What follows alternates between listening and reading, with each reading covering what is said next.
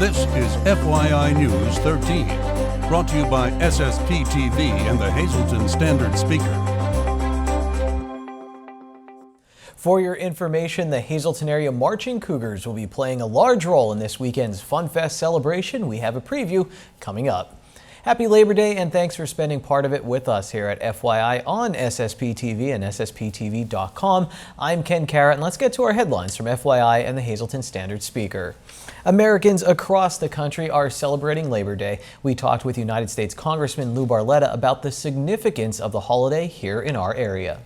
Well, especially coming from here, Lisa, where we've watched our ancestors and heard the stories of them crawling into mines with no light and no food, going underground, working there all day and coming out and going back the next day. Nobody knows it better than we do right here in the coal region, what it means for a hard day's work.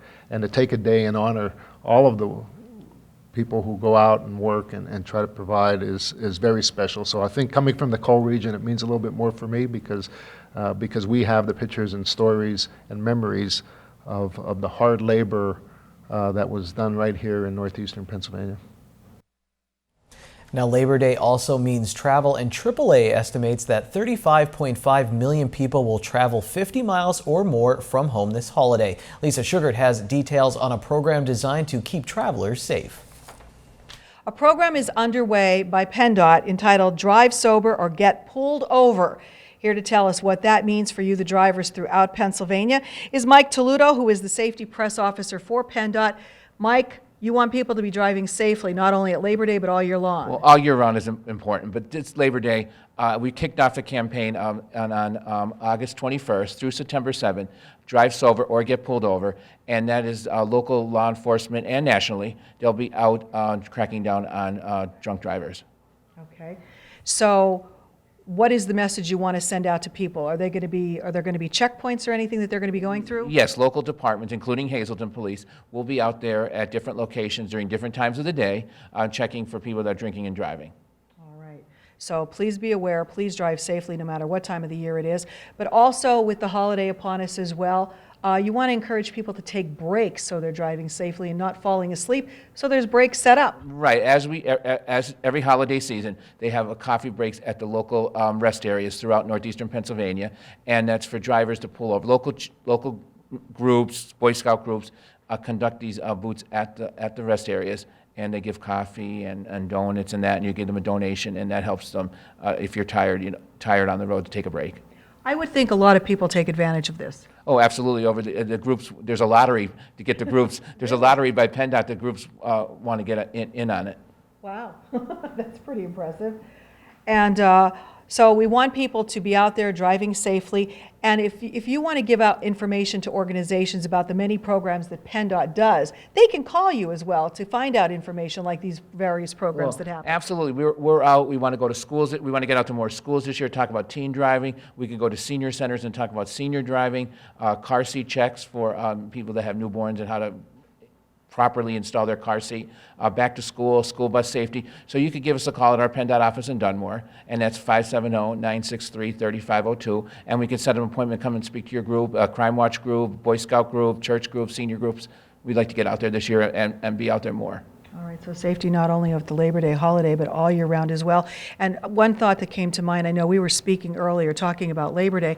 You said this was a very sad situation last year because there were a lot of terrible accidents during the Labor Day holiday. Okay, last year we had over 10 fatalities in northeastern Pennsylvania. So this year we'd like to have 0. That would be the major objective, is to have 0 so everybody would be safe. And to make sure that they wear their seatbelt and do not text and drive.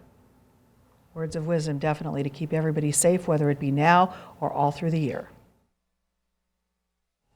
Thank you, Lisa. There are now just 5 days until the big Fun Fest celebration in downtown Hazleton. We're so close to the fun, food, crafts, entertainment, and the big parade taking place this weekend in downtown Hazleton. And one high school band from our area has the honor of kicking off the big Fun Fest weekend. Lisa Sugart is back and has the details on this talented group of musicians. Well, what would FunFest be without great entertainment? And we are here with some of the greatest entertainers in the Hazleton area, the Hazleton Area High School Cougar Marching Band, and also we're here with Mary Malone, the president of the Greater Hazleton Chamber of Commerce. Also pleased to be joined by the brand new Hazleton Area High School Band Director, Joseph Stefanko, and the drum major for the Cougar Marching Band, Leandra Sterling. Mary, I'm going to start with you. How pleased are you that FunFest gets kicked off by these talented group of people? Lisa, when we came up with a theme for homecoming this year, truly this talented group was the first group that we thought of and signed them right up. So what better way to kick it off than with the Hazleton Area High School Marching Band? So we are extremely privileged, as a matter of fact, to have them lead off a great 2 days on 12th and 13th of September of entertainment. That's all homegrown. That's absolutely true. So the 12th and the 13th is a Saturday and Sunday, and these guys perform when on Saturday? At 11:45, they truly are the kickoff point for FunFest. We're getting started at 12, so they're going to be our opening act, as it were, get us off with the right sound and the right place on Saturday, and then again, headlining in the parade on Sunday the 13th as well. Wow, the pressure is on. And we have the brand new first year at the helm of the Hazleton Area High School Band, Mr. Joseph Stefanko. Please tell me, what is it like to be in charge of this group of kids and to be getting ready for the big FunFest event? It's exciting. The students are doing a wonderful job preparing for the FunFest. They're doing a great job leading the ensemble. I'm just the orchestrator of this marvelous group of students. It's your first year at the helm as the director of the band, but you've been in the district for 2 years, so you're familiar with what's expected. Yes, absolutely. We're proud to do public performances and get out in the community and be part of the community outreach program. All right. And tell us a little bit, don't give away too much, but what will people hear when they come out to FunFest on Saturday? They're going to hear great music, energetic performances, and excited students. All right. And one of those excited students standing right here next to you. Who is this young lady? This is our senior drum major, Leandra Sterling. All right, Leandra, how has it been being the drum major? Is this a dream come true? Yeah, I've always dreamed of being a drum major since I started in band when I was a freshman, so I'm really excited to have it this year. And how well has it gone? Because this is only August and you guys seem like you're ready to take the field right now. Yeah, it's been going really good. We've accomplished a lot this year, and I'm really excited for the rest of the season. All right. So we are excited about and anticipated. We're going to give a little sound of what you're going to sound like right now to let the people hear some of the good sounds they're going to be hearing at FunFest and during the halftime shows during the Hazleton Area High School football games as well. Anything you want to say to our viewers about why they should come out to FunFest and see you guys? You don't want to miss the performance of the Hazleton Area Marching Cougars. It's going to be one of the better years for the ensemble. All righty. And before we leave you, we have one last message from the members of the 2015 Hazleton Area High School Cougar Marching Band. See you at FunFest! Impressive. Should be a good time. And now here's Lisa at a cookout. I'm kidding. For more on the magic of television, go to SSPTV.com. For more on FunFest, go to funfestpa.org. Coming up next, the local dietitian has some tips for healthy snacks now that your kids are back to school. And stay tuned for the Sportscast because we have a special feature story with Russ Kanzler from the Lehigh Valley Iron Pigs.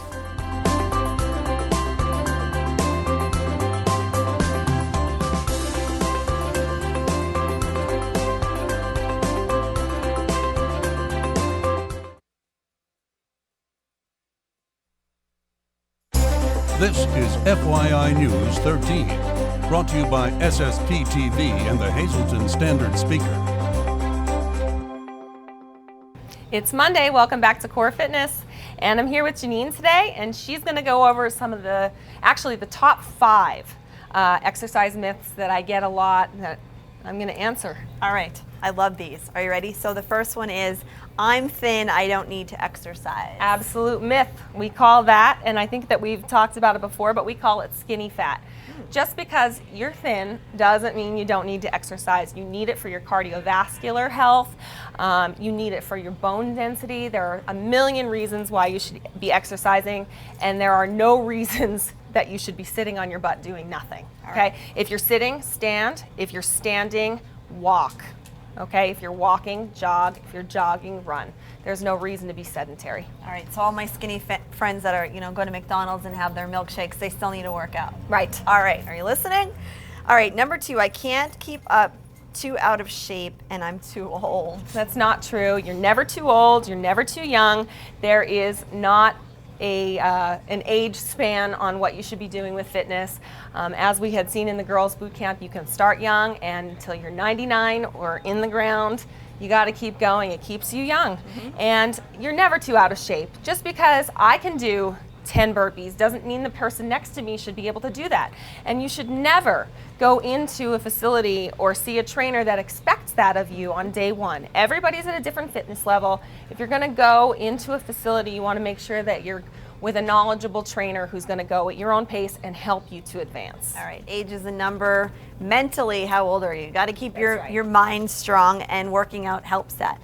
This is another good one. I have no time, and you touched on this on previous segments. I did. We did the perfect gym bag, so you have time to do it. If you don't want to do it early in the morning, you can do it on your lunch break. You can break it up. It doesn't mean that you have to be in the gym for 60 minutes at a time.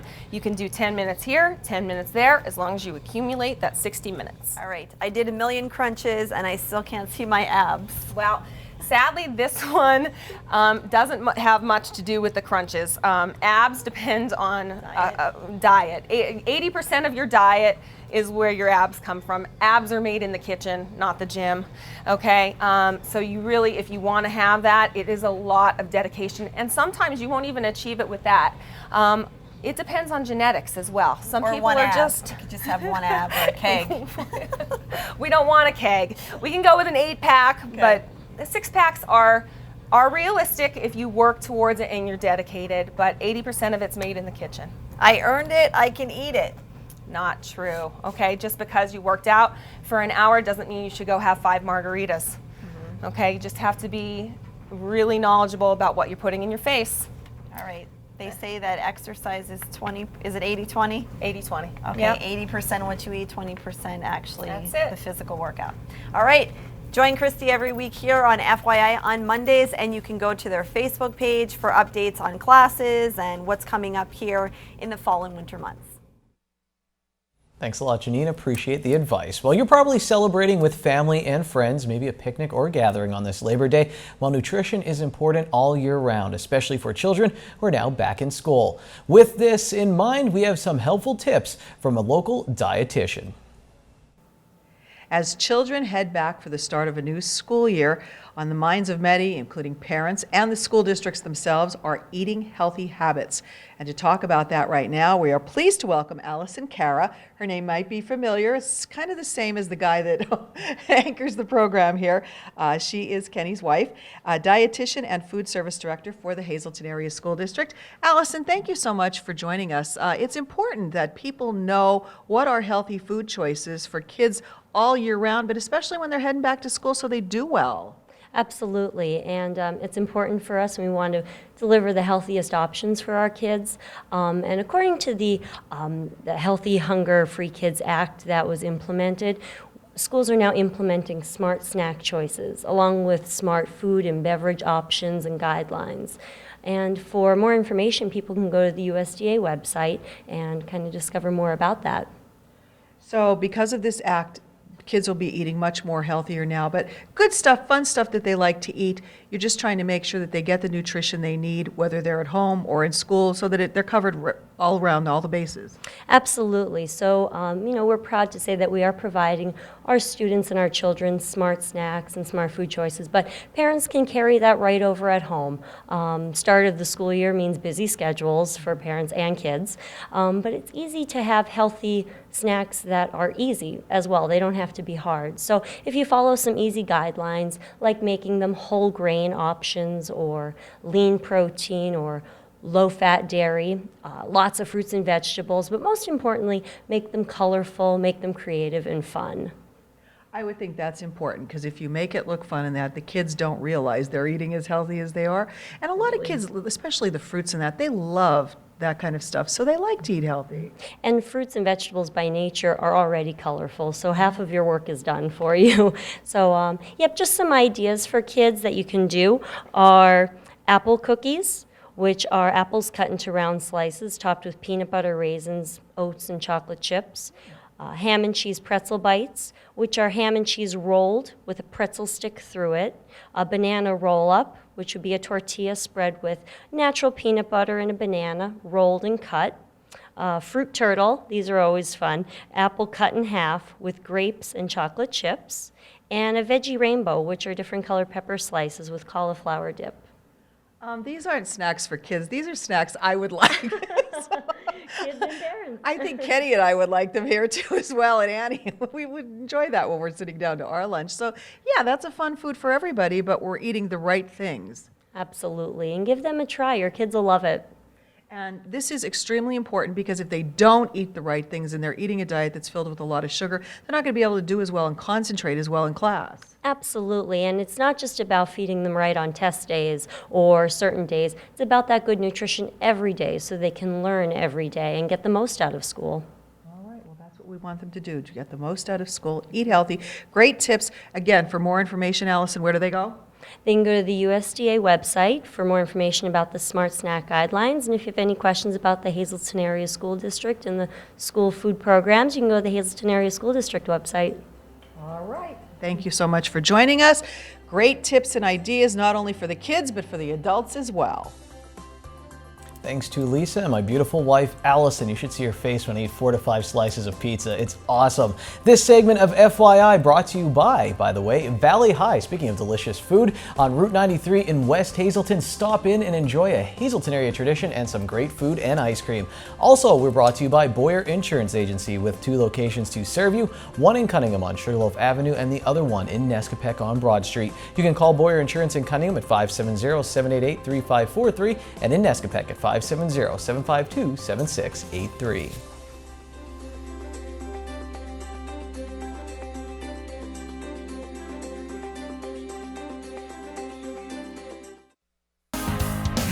This is FYI News 13 Sports.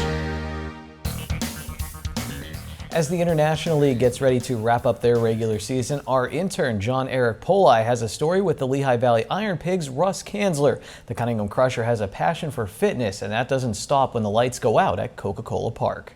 Russ Kanzler has been an Ironman during his professional career. But then the former Hazleton area Cougar injured his left oblique and was placed on the disabled list for the first time in over a decade. Some oblique injuries can silence someone up to 8 weeks. But luckily for Kanzler, he was able to bounce back into the lineup after only missing 3 weeks. I didn't really know how to handle it at first. It took a lot of patience. I give a lot of credit to my athletic trainer for sticking with me and giving me a confidence booster every single day. We worked really hard to get back from the oblique injury, which is it's a tough injury. You know, in some cases you're out 6 to 8 weeks, which would have taken me through the rest of the season. Being fit helped Russ Kanzler during his time on the disabled list. But it's the hard work and training that he puts in the offseason that helped the hometown hero get to where he's at now. That's why we work hard in the offseason. You want to prepare yourself for the season. You're going to be sore. You're going to have aches and pains. You're going to have strains. But hopefully you build a good foundation in the offseason. That's what I take a lot of pride in, and I think that's carried me for the bulk of my career has been the hard work that I put in the offseason. The Cunningham native is a veteran now, as he started his career right after he was drafted in 2004 by the Chicago Cubs in the 30th round. Kanzler's fitness has always been a key component during his 11-year career. But now that Kanzler is older, he's training smarter. I'm 29 years old now. I can't train the way I did when I was younger. So I try to just train smarter. I'm not looking to make huge gains in power and strength like I did when I was younger. Kanzler has started a new method of training. He may not be pumping iron as much as he used to, but now Kanzler's working on his functional movements. I get into a lot of functional movements. So basically, if I make that movement on the field, if it's a linear movement or if it's an explosive movement, rotational power is big in baseball. So I try to build on those things throughout my training regimen in the off season. Doing a lot of rotational power stuff, working a lot with kettlebells, with explosiveness throughout my hips. I'm trying to make sure that my core is strong. I'm trying to make sure that I have good mobility throughout my hips, through my legs, through my trunk, because I want that to be mobile and I want that to be powerful. During the season, Kanzler still trains harder than some athletes by keeping a balance of working out plus playing baseball. Kanzler believes that this gives him an advantage over other players. You're not going to be lifting as much, you're not going to be conditioning as much. You want to save the bulk of your energy for the game at night, but you still want to manage what you built in the offseason. You don't want to lose that strength or power, so it's about maintaining as best you can. We usually try to get in 2 or 3 lifts a week, and if you can do that and maintain your strength, then you're setting yourself up for continued success. Some guys, sometimes they fade out in the season. They just strictly focus on baseball. I try to just have a balance of everything. The season may have ended this afternoon for Russ Kanzler and the Iron Pigs, but you can guarantee that Kanzler will be training hard this offseason on his quest to make it to the big leagues. For FYI Sports, I'm John Eric Poli. Thanks, John. Now, we also spoke with Kanzler for a story that will be part of episode 2 of season 2 of Out of Left Field. The season 2 premiere for Out of Left Field is set for September 28th at 8 p.m. right here on SSPTV. Ron Marchetti, he has no off season. Here he is with another Trivia Treats.